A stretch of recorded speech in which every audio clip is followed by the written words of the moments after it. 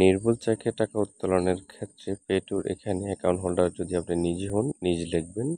অন্যথা অন্য কাউকে দিলে তার নাম এখানে লিখবেন। কত টাকা উঠাতে চাচ্ছেন সেটা টাকার ঘরে কথায় লিখবেন এবং ওই কথায় লেখাটা আপনি কত টাকা উঠাবেন সেটা টাকার বক্সে আপনি অঙ্কে লিখবেন। ডান পাশে এই ঘরটি ফিল আপ করলে ভালো, না করলে কোনো সমস্যা নেই। অ্যাকাউন্ট ওপেনিং এর সময় আপনি যে স্বাক্ষরটা দিয়েছেন সেম স্বাক্ষরটা আপনি এখানে মনে রাখবেন। চেকের স্বাক্ষর অত্যন্ত গুরুত্বপূর্ণ।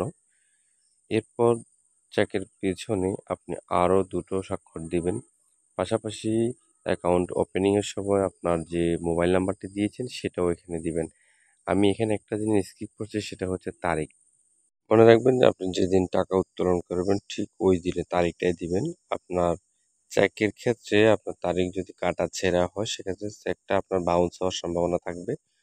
অথবা কোনো কারণে যদি আপনি তারিখ লিখিয়ে ফেলেন, সেক্ষেত্রে যদি তারিখ আপনার ওভার রাইটিং হয়, আপনি ওই তারিখের নিচে ডানে অথবা বামে অথবা উপরে কিংবা নিচে আপনি অ্যাকাউন্ট ওপেনিং সময় যে স্বাক্ষরটা দিয়েছিলেন সেম স্বাক্ষরটা ওখানেও দিবেন।